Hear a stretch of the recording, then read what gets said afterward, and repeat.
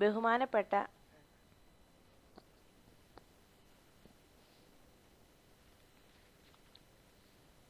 ഒരു നല്ല ഉപായമാണെന്നും ഞാൻ അഭിപ്രായപ്പെട്ടു. 2 ആഴ്ചക്കകം 10,000 ഒപ്പുകൾ ശേഖരിച്ചിരുന്നു. ഇത്രമാത്രം ഒപ്പുകൾ മുഴുവൻ പ്രോവിൻസിൽ നിന്നുമായി സമ്പാദിക്കുക ചെറിയ ജോലിയായിരുന്നില്ല. വിശേഷിച്ചും അതിന് നിയോഗിക്കപ്പെട്ടവർ ആ ജോലിയിൽ തികച്ചും അപരിചിതരായിരുന്നതിനാൽ പരാതിയിൽ പറയുന്ന സംഗതികൾ പൂർണ്ണമായി മനസ്സിലാക്കാത്ത ആരുടെയും ഒപ്പ് ഇടുവിക്കേണ്ടതില്ലെന്ന് തീരുമാനിച്ചിരുന്നതിനാൽ പ്രത്യേക വൈദഗ്ധ്യമുള്ള വോളണ്ടിയർമാരെ ഈ ജോലിക്കായി തിരഞ്ഞെടുക്കേണ്ടി വന്നു. ഗ്രാമങ്ങൾ വളരെ അകലങ്ങളിലായി ചിതറിക്കിടന്നിരുന്നു. ധാരാളം പേർ അവരുടെ മനസ്സ് പൂർണ്ണമായും അതിലേക്ക് ചെലുത്തിയാലേ ആ ജോലി വേണ്ട പോലെ ചെയ്യാൻ കഴിയുമായിരുന്നുള്ളൂ. അത് തീർച്ചയായും അവർ ചെയ്തു.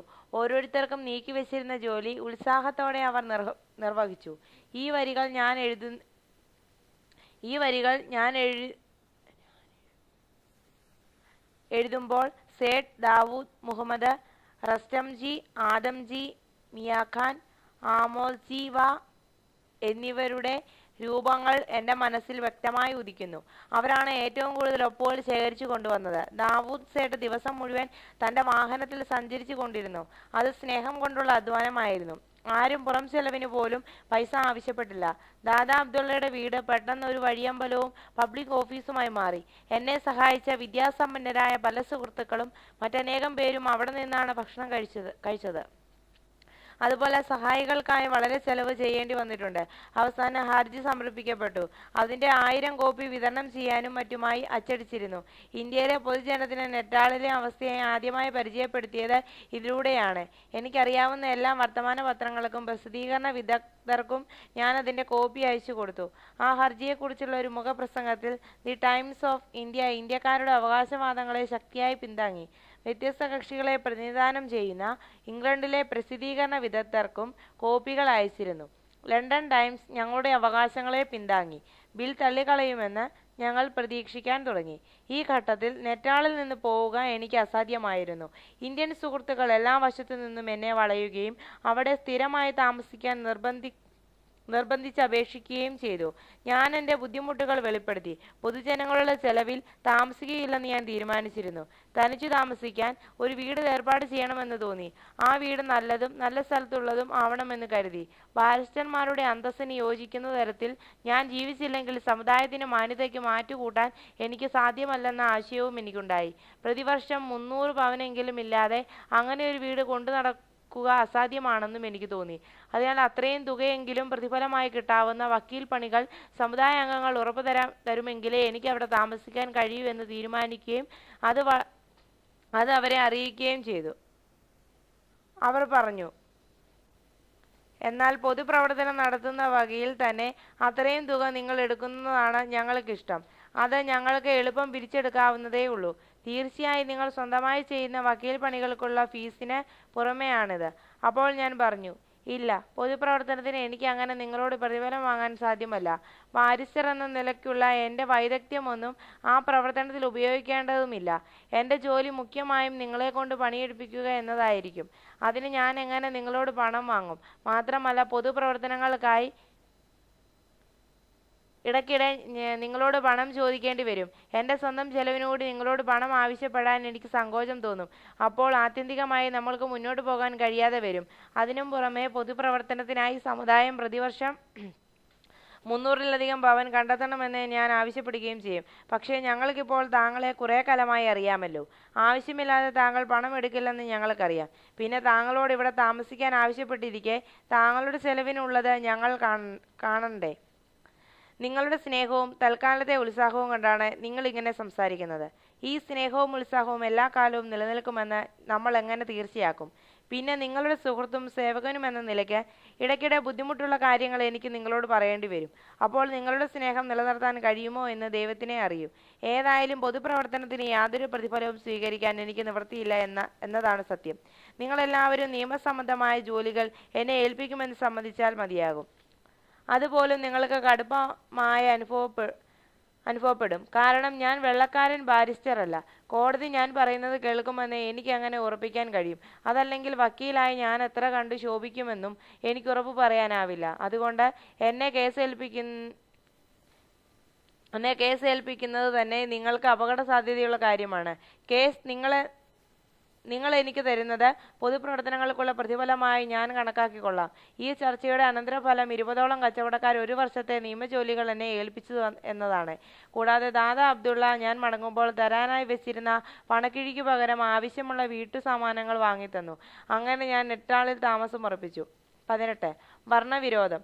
നിഷ്പക്ഷയും അന്ധയും എന്നാൽ നിശ്ചിത ബുദ്ധിയുമായ ഒരു സ്ത്രീ തുലാസ് നേരെ പിടിച്ചിരിക്കുന്ന പ്രതീകമാണ് നീതിന്യായ കോടതിയുടേത്. വിധി അവളെ മനഃപൂർവ്വം അന്ധയാക്കിയിരിക്കുന്നു. ഒരാളുടെ ബാഹ്യ അവസ്ഥ നോക്കിയല്ല, ആന്തരിക ഗുണം നോക്കി വേണം വിധിക്കാൻ എന്നതിന് വേണ്ടിയാണ് അത്. എന്നാൽ നെറ്റാളിലെ വക്കീലന്മാരുടെ നിയമസംഘടന ഈ തത്വത്തിനെതിരായി ഈ പ്രതീകത്തെ നിരർത്ഥകമാക്കും വിധം പ്രവർത്തിക്കാൻ സുപ്രീം കോടതിയെ സ്വാധീനിക്കുന്നതിനായി ഉദ്യമിച്ചു. സുപ്രീം കോടതിയിലെ ഒരു അഡ്വക്കേറ്റായി പ്രവേശനം കിട്ടാൻ ഞാൻ അപേക്ഷ കൊടുത്തു. ബോംബെ ഹൈക്കോടതിയിലെ ഒരു പ്രവേശന സർട്ടിഫിക്കറ്റ് എൻ്റെ കയ്യിൽ ഉണ്ടായിരുന്നു. ബോംബെ ഹൈക്കോടതിയിൽ എൻ്റെ പേര് രജിസ്റ്റർ ചെയ്തപ്പോൾ കയ്യിലുണ്ടായിരുന്ന ഇംഗ്ലീഷ് സർട്ടിഫിക്കറ്റ് അവിടെ കൊടുക്കേണ്ടി വന്നു. മേൽപ്പറഞ്ഞ പ്രവേശനത്തിനുള്ള അപേക്ഷയോടൊപ്പം 2 സ്വഭാവ സർട്ടിഫിക്കറ്റുകൾ കൂടി കൊടുക്കണമായിരുന്നു. യൂറോപ്യന്മാരുടേതായാൽ കൂടുതൽ മാനിക്കപ്പെടുമെന്ന് കരുതി സേഠ് അബ്ദുള്ള വഴി ഞാൻ പരിചയപ്പെട്ട 2 യൂറോപ്യൻ കച്ചവടക്കാരിൽ നിന്ന് അവ സമ്പാദിച്ചു. ഒരു ബാരിസ്റ്റർ വഴി ഈ അപേക്ഷ നൽകണമായിരുന്നു. സാധാരണ അറ്റോർണി ജനറൽ ആണ് ഫീസ് ഒന്നും കൂടാതെ തന്നെ ഇത്തരം അപേക്ഷകൾ സമർപ്പിച്ചിരുന്നത്. ദാദാ അബ്ദുള്ള ആൻഡ് കമ്പനിയുടെ നിയമോപദേഷ്ടാവായി നാം മനസ്സിലാക്കിയ മിസ്റ്റർ എക്സ് കോംബ് ആയിരുന്നു അപ്പോൾ അറ്റോർണി ജനറൽ. ഞാൻ അദ്ദേഹത്തെ ചെന്ന് കാണുകയും അദ്ദേഹം എൻ്റെ അപേക്ഷ സമർപ്പിക്കാമെന്ന് സന്തോഷത്തോടെ സമ്മതിക്കുകയും ചെയ്തു. അപ്പോൾ ആ നിയമസംഘടന എൻ്റെ പ്രവേശനത്തിനുള്ള അപേക്ഷ എതിർത്തുകൊണ്ട് എനിക്കൊരു നോട്ടീസ് അയച്ചു. ഇത് എന്നിൽ അത്ഭുതം ഉളവാക്കി. അവരുടെ എതിർവാദങ്ങളിൽ ഒന്ന് എൻ്റെ അപേക്ഷയോടൊപ്പം ഇംഗ്ലീഷ് സർട്ടിഫിക്കറ്റ് വെച്ചിട്ടില്ല എന്നതായിരുന്നു. എന്നാൽ മുഖ്യ ആക്ഷേപം അഡ്വക്കേറ്റുമാരുടെ പ്രവേശനത്തെ സംബന്ധിച്ച വ്യവസ്ഥകൾക്ക് രൂപം നൽകിയപ്പോൾ ഒരു കറുത്ത മനുഷ്യൻ അപേക്ഷകനാവാൻ സാധ്യതയുണ്ടെന്ന കാര്യം പരിഗണിച്ചിരിക്കുകയില്ല എന്നതായിരുന്നു. നെറ്റാളിൻ്റെ വളർച്ചയ്ക്ക് കടപ്പെട്ടിരിക്കുന്നത് യൂറോപ്യൻ പരിശ്രമങ്ങളോടാണ്. അതിനാൽ നെറ്റാളിലെ ബാറിൽ യൂറോപ്യന്മാർക്ക് ആധിപത്യം ഉണ്ടായിരിക്കണം.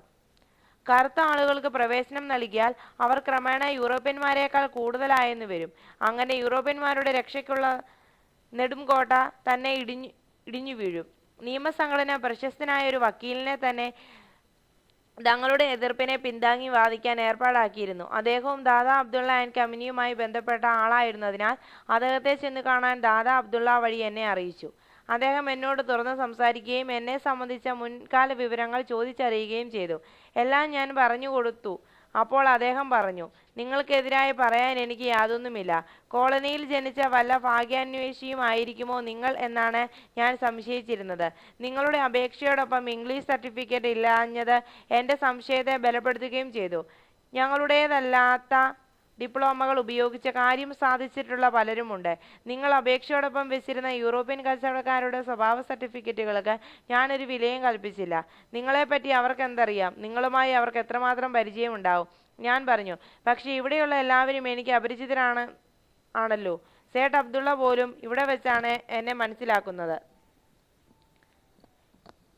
എന്നാൽ അയാൾ നിങ്ങളുടെ സ്ഥലത്ത് നിന്നാണെന്ന് നിങ്ങൾ പറയുന്നുണ്ടല്ലോ. നിങ്ങളുടെ അച്ഛൻ അവിടെ പ്രധാനമന്ത്രിയായിരുന്നെങ്കിൽ സേഠ് അബ്ദുള്ള നിങ്ങളുടെ കുടുംബത്തെ അറിയാതിരിക്കില്ല. നിങ്ങൾ അദ്ദേഹത്തിൻ്റെ സർട്ടിഫിക്കറ്റാണ് വെച്ചിരുന്നെങ്കിൽ എനിക്ക് യാതൊരു ക്ഷേപവും ഉണ്ടാകുമായിരുന്നില്ല. അങ്ങനെ ആയിരുന്നെങ്കിൽ നിങ്ങളെ എതിർക്കാനുള്ള എൻ്റെ കഴിവില്ലായ്മ നിയമസംഘടനയെ ഞാൻ സന്തോഷത്തോടെ അറിയിക്കുമായിരുന്നു. ഈ സംഭാഷണം എന്നെ കുപിതനാക്കി. എന്നാൽ എൻ്റെ വികാരത്തെ ഞാൻ നിയന്ത്രിച്ചു. ഞാൻ എന്നോട് തന്നെ പറഞ്ഞു, ദാദാ അബ്ദുള്ളയുടെ സർട്ടിഫിക്കറ്റാണ് ഞാൻ കൂടെ വെച്ചിരുന്നതെങ്കിൽ അത് നിരസിക്കപ്പെടുമായിരുന്നു. യൂറോപ്യന്മാരുടെ സർട്ടിഫിക്കറ്റുകൾ ആവശ്യപ്പെടുകയും ചെയ്തേനെ. അഡ്വക്കേറ്റായി എനിക്ക് പ്രവേശനം കിട്ടുന്നതിന് എൻ്റെ ജനനത്തോടും പൂർവ്വവൃത്താന്തത്തോടും എന്ത് ബന്ധമാണുള്ളത്? എളിയ നിലയിലുള്ളതോ ആക്ഷേപകരമോ ആയിരുന്നാൽ പോലും എൻ്റെ ജനനത്തെ എങ്ങനെയാണ് എനിക്കെതിരായി ഉപയോഗിക്കാൻ കഴിയുക? പക്ഷേ ഞാൻ ഇതെല്ലാം ഉള്ളിലടക്കി ശാന്തമായ മറുപടി പറഞ്ഞു. നിയമസംഘടനയ്ക്ക് ഈ വിവരങ്ങളെല്ലാം ആവശ്യപ്പെടാൻ അധികാരമുണ്ടെന്ന് ഞാൻ സമ്മതിക്കുന്നില്ലെങ്കിലും താങ്കൾ ആവശ്യപ്പെടുന്ന സത്യവാങ്മൂലം തയ്യാറാക്കി സമർപ്പിക്കാൻ ഞാൻ തയ്യാറാണ്. സേഠ് അബ്ദുള്ളയുടെ സത്യവാങ്മൂലം തയ്യാറാക്കി നിയമസംഘടനയുടെ വക്കീലിന് യഥാവിധി സമർപ്പിച്ചു. താൻ തൃപ്തനാണെന്ന് അദ്ദേഹം പറഞ്ഞു. എന്നാൽ നിയമസംഘടന അങ്ങനെ ആയിരുന്നില്ല. അത് എൻ്റെ അപേക്ഷയെ സുപ്രീം കോടതിയിൽ എതിർത്തു. മിസ്റ്റർ എസ്കോംബിന് മറുപടിക്ക് ക്ഷണിക്കാതെ തന്നെ കോടതിയായ എതിർപ്പ് തള്ളിക്കളഞ്ഞു. ചീഫ് ജസ്റ്റിസ് ഈ അർത്ഥത്തിൽ പറഞ്ഞു: അപേക്ഷകൻ ഇംഗ്ലീഷ് സർട്ടിഫിക്കറ്റ് വെച്ചിട്ടില്ല എന്ന ആക്ഷേപത്തിൽ കഴമ്പില്ല. അദ്ദേഹം തെറ്റായ സത്യവാങ്മൂലമാണ് നടത്തിയിരിക്കുന്നതെങ്കിൽ എതിരായ നടപടികൾ എടുക്കാം. കുറ്റക്കാരനാണെന്ന് തെളിഞ്ഞാൽ അദ്ദേഹത്തിന്റെ പേര് രജിസ്റ്ററിൽ നിന്ന് നീക്കാം. വെള്ളക്കാരും കറുത്ത ആളുകളും തമ്മിൽ നിയമം യാതൊരു വിവേചനവും കാണിക്കുന്നില്ല. അതിനാൽ മിസ്റ്റർ ഗാന്ധിയെ അഡ്വക്കേറ്റായി പ്രവേശിപ്പിക്കുന്നത് തടയാൻ കോടതിക്ക് അധികാരമില്ല. അദ്ദേഹത്തിന്റെ അപേക്ഷയെ ഞങ്ങൾ അനുവദിക്കുന്നു. മിസ്റ്റർ ഗാന്ധി, നിങ്ങൾക്കിപ്പോൾ പ്രതിജ്ഞയെടുക്കാം. ഞാൻ എഴുന്നേറ്റ് നിന്ന് രജിസ്ട്രാറുടെ മുമ്പിൽ പ്രതിജ്ഞയെടുത്തു. ഞാൻ സത്യവാചകം ചൊല്ലിക്കഴിഞ്ഞ ഉടനെ ചീഫ് ജസ്റ്റിസ് എന്നെ സംബോധന ചെയ്തുകൊണ്ട് പറഞ്ഞു: ഇനി നിങ്ങളുടെ തലപ്പാവ് എടുത്ത് മാറ്റണം. മിസ്റ്റർ ഗാന്ധി, ഈ കോടതിയിൽ പ്രവർത്തിക്കുന്ന ബാരിസ്റ്റർമാർ ധരിക്കേണ്ട വസ്ത്രങ്ങളെ സംബന്ധിച്ചുള്ള കോടതിയുടെ നിയമങ്ങൾക്ക് നിങ്ങൾ വഴങ്ങണം. എൻ്റെ പരിമിതികൾ ഞാൻ മനസ്സിലാക്കി. ജില്ലാ മജിസ്ട്രേറ്റ് കോടതിയിൽ നിർബന്ധപൂർവ്വം ധരിച്ചിരുന്ന തലപ്പാവ് സുപ്രീം കോടതിയുടെ ആജ്ഞയനുസരിച്ച് ഞാൻ എടുത്തുമാറ്റി. ഈ ആജ്ഞയെ ഞാൻ എതിർത്തിരുന്നെങ്കിൽ ആ എതിർപ്പിനെ ന്യായീകരിക്കാൻ കഴിയുമായിരുന്നില്ല എന്നതുകൊണ്ടല്ല, പക്ഷെ കൂടുതൽ വലിയ സമരങ്ങൾക്കായി എൻ്റെ ശക്തി സംഭരിച്ചു വെക്കേണ്ടതുണ്ടായിരുന്നു. ഒരു പോരാളി എന്ന നിലയ്ക്കുള്ള എൻ്റെ സാമർഥ്യത്തെ തലപ്പാവ് നിലനിർത്താനുള്ള ശാഠ്യത്തിനായി ഞാൻ നഷ്ടപ്പെടുത്തിക്കൂടാ. അത് കുറെ കൂടി നല്ലൊരു കാര്യത്തിനു വേണ്ടി ഉപയോഗിക്കേണ്ടതാണ്. ഞാൻ ഇങ്ങനെ വഴങ്ങിയത്, അഥവാ അതൊരു ദൗർബല്യമായിരുന്നു. സേഠ് അബ്ദുള്ളയ്ക്കും മറ്റു സുഹൃത്തുക്കൾക്കും ഇഷ്ടമായില്ല. കോടതിയിൽ പ്രാക്ടീസ് ചെയ്യുമ്പോൾ തലപ്പാവ് ധരിക്കാനുള്ള അവകാശത്തിനു വേണ്ടി ഞാൻ ഉറച്ചു നിൽക്കണമായിരുന്നു എന്ന് അവർക്ക് തോന്നി. റോമിലായിരിക്കുമ്പോൾ റോമാക്കാർ ചെയ്യുന്നത് പോലെ ചെയ്യുക എന്ന ചൊല്ലിലെ സത്യം അവർക്ക് ബോധ്യപ്പെടുത്തി കൊടുക്കാൻ ഞാൻ ശ്രമിച്ചു. ഞാൻ പറഞ്ഞു: ഇന്ത്യയിൽ വെച്ച് ഒരു ഇംഗ്ലീഷ് ഉദ്യോഗസ്ഥനോ ജഡ്ജിയോ തലപ്പാവെടുത്തു മാറ്റാൻ ആജ്ഞാപിച്ചാൽ അനുസരിക്കാതിരിക്കുന്നത് ശരിയായേക്കും.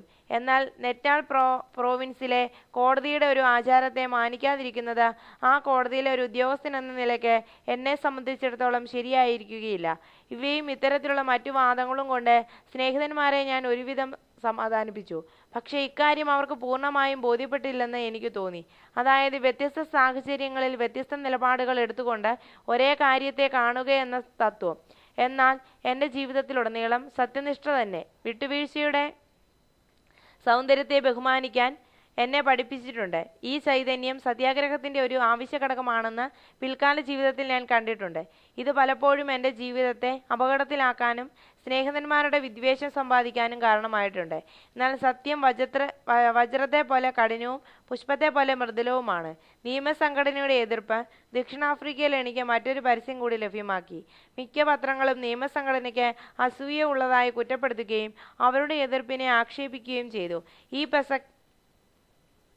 പ്രശസ്തി എൻ്റെ ജോലി ഒരു പരിധിയോളം എളുപ്പമുള്ളതാക്കി. 19. Natal Indian Congress. വക്കീലിൻ്റെ ജോലി എനിക്ക് ഒരു അപ്രധാന പ്രവൃത്തിയായിരുന്നു. നെറ്റാളിലെ എൻ്റെ താമസത്തെ ന്യായീകരിക്കാൻ പൊതുപ്രവർത്തനങ്ങളിൽ എനിക്ക് ശ്രദ്ധ കേന്ദ്രീകരിക്കേണ്ടിയിരുന്നു.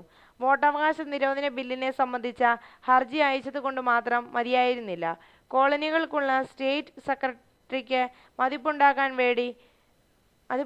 വേണ്ടി തുടർന്ന് സമരം നടത്തേണ്ടിയിരുന്നു. അതിനായി ഒരു സ്ഥിരം സംഘടന ഉണ്ടാക്കണമെന്ന ആലോചന വന്നു.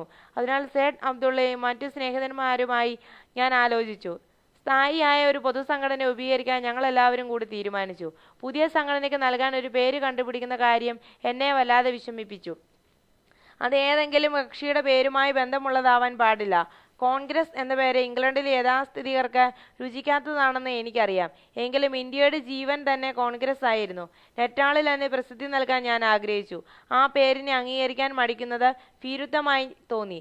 അതിനാൽ എൻ്റെ ന്യായങ്ങൾ പൂർണ്ണമായി വിശദീകരിച്ചുകൊണ്ട് സംഘടനയ്ക്ക് നെറ്റാൾ ഇന്ത്യൻ കോൺഗ്രസ് എന്ന പേര് നൽകണമെന്ന് ഞാൻ ശുപാർശ ചെയ്തു.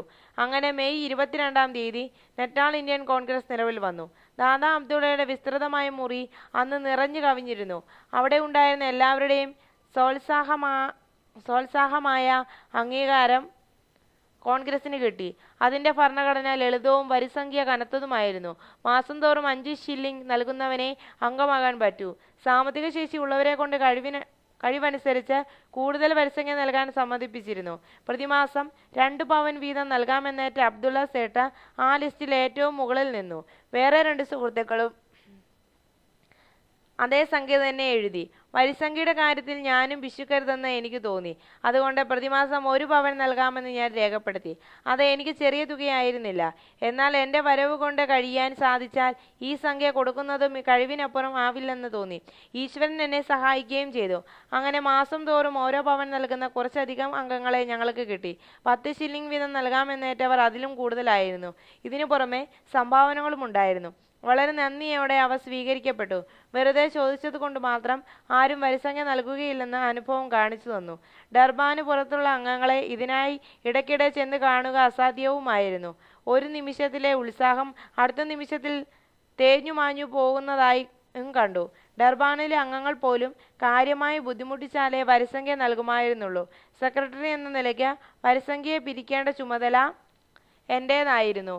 പിരിവിന് വേണ്ടി തന്നെ എൻ്റെ ക്ലർക്കിനെ ദിവസം മുഴുവൻ ബുദ്ധിമുട്ടിക്കേണ്ട അവസ്ഥ വന്നു ചേർന്നു. അയാൾ അതുമൂലം വല്ലാതെ മടുത്തിരുന്നു. ഈ അവസ്ഥ ഭേദപ്പെടണമെങ്കിൽ 1 വർഷത്തേക്കുള്ള വരിസംഖ്യ ഒരുമിച്ച് നിർബന്ധമായും മുൻകൂട്ടി വാങ്ങണമെന്ന് എനിക്ക് തോന്നി. അതുകൊണ്ട് ഞാൻ ഒരു കോൺഗ്രസ് യോഗം വിളിച്ചു. വരിസംഖ്യ മാസം തോറും എന്നതിന് പകരം വർഷം തോറും ആക്കാനും കുറഞ്ഞത് 3 പവൻ എന്ന് നിശ്ചയിക്കാനുമുള്ള നിർദ്ദേശത്തെ എല്ലാവരും സ്വാഗതം ചെയ്തു. അങ്ങനെ പിരിവ് ജോലി വളരെ എളുപ്പമായി. കടം വാങ്ങിയ പണം കൊണ്ട് പൊതുപ്രവർത്തനം നടത്തരുതെന്ന് ഞാൻ തുടക്കത്തിലെ മനസ്സിലാക്കിയിരുന്നു. പണത്തിൻ്റെ കാര്യത്തിലൊഴികെ മറ്റു മിക്ക കാര്യങ്ങളിലും ആളുകളുടെ വാഗ്ദാനങ്ങളെ വിശ്വസിക്കാം. നൽകാമെന്ന് സമ്മതിച്ച തുക ആളുകൾ ഉടനെ നൽകുന്നതായി ഞാൻ ഒരിക്കലും കണ്ടിട്ടില്ല. നെറ്റാളിലെ ഇന്ത്യക്കാരും ഈ നിയമത്തിന് അപവാദമല്ലായിരുന്നു. അതുകൊണ്ട് പണമില്ലാത്ത പക്ഷം ഒരു ജോലിയും ചെയ്യില്ല എന്ന് വച്ചിരുന്നതിനാൽ നെറ്റാൾ ഇന്ത്യൻ കോൺഗ്രസ് ഒരിക്കലും കടബാധ്യതയിൽപ്പെട്ടില്ല. അംഗങ്ങളെ ചേർക്കുന്നതിൽ എൻ്റെ സഹപ്രവർത്തകന്മാർ അസാധാരണമായ ഉത്സാഹം പ്രകടിപ്പിച്ചു. ആ ജോലിയിൽ അവർക്ക് താല്പര്യം തോന്നുകയും അതേസമയം വലിയ അനുഭവ പരിചയം അതിൽ നിന്ന് കിട്ടുകയും ചെയ്തു. വരിസംഖ്യാ പണവുമായി ധാരാളം ആളുകൾ സന്തോഷത്തോടെ മുന്നോട്ട് വന്നു. ദൂരെയുള്ള ഗ്രാമങ്ങളിലെ ഉൾപ്രദേശങ്ങളിൽ ഈ ജോലി ബുദ്ധിമുട്ടായിരുന്നു. പൊതുപ്രവർത്തനത്തിൻ്റെ സ്വഭാവം ആളുകൾക്ക് അറിയില്ലായിരുന്നു. എങ്കിലും വിദൂര സ്ഥലങ്ങൾ സന്ദർശിക്കാനുള്ള ക്ഷണങ്ങൾ ഞങ്ങൾക്ക് കിട്ടിയിരുന്നു. എല്ലാ സ്ഥലത്തെയും പ്രമുഖ വ്യാപാരികൾ ഞങ്ങൾക്ക് ആതിഥ്യം നൽകുമായിരുന്നു. ഈ യാത്രക്കിടയ്ക്ക് ഒരവസരത്തിൽ ഞങ്ങൾക്ക് ബുദ്ധിമുട്ടുണ്ടായി. ഞങ്ങളുടെ ആതിഥേയൻ 6 പവൻ സംഭാവന ചെയ്യുമെന്ന് ഞങ്ങൾ പ്രതീക്ഷിച്ചു. പക്ഷേ അദ്ദേഹം 3 പവനിൽ കൂടുതൽ നൽകാൻ വിസമ്മതിച്ചു. ഞങ്ങൾ ആ തുക സ്വീകരിച്ചാൽ മറ്റുള്ളവരും അയാളെപ്പോലെ തന്നെ ചെയ്യുകയും പിരിവ് മോശമാവുകയും ചെയ്യും. രാത്രി വളരെ വൈകിയിരുന്നു. ഞങ്ങൾക്കെല്ലാം വിശക്കുന്നുമുണ്ടായിരുന്നു. പക്ഷെ വാങ്ങാൻ ഉദ്ദേശിച്ചിരുന്ന തുക കിട്ടാതെ എങ്ങനെ ഭക്ഷണം കഴിക്കും? സമ്മതിപ്പിക്കാനുള്ള എല്ലാ ശ്രമവും വ്യർത്ഥമായി. ആതിഥേയൻ ക്ഷടിച്ചു നിന്നു. ആ പട്ടണത്തിലെ മറ്റു കച്ചവടക്കാർ അയാളോട് ന്യായവാദം ചെയ്തു. രാത്രി മുഴുവൻ ഞങ്ങൾ അങ്ങനെ ഇരുന്നു. അയാളും ഞങ്ങളും 1 ഇഞ്ച് പോലും വിട്ടുകൊടുത്തില്ല.